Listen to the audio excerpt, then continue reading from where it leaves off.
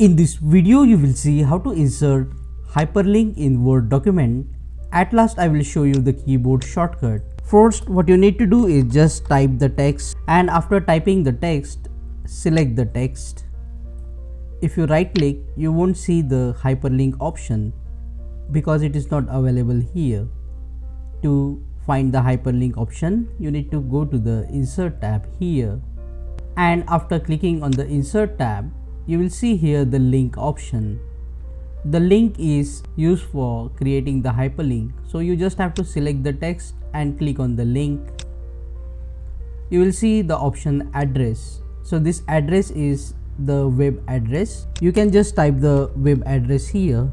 I will type my website name, and after typing the website name, just click on OK. Now if you hover your mouse to the link, you will be able to see the hyperlink, and to open this link you have to press and hold Ctrl button on your keyboard and then click on the link. So if we click on the link, as you can see, the website has opened. And remember, if you want to change the link address, then you just have to select the text, go back to the link and just change the website you want. And if you want to remove the hyperlink, then just click on remove link.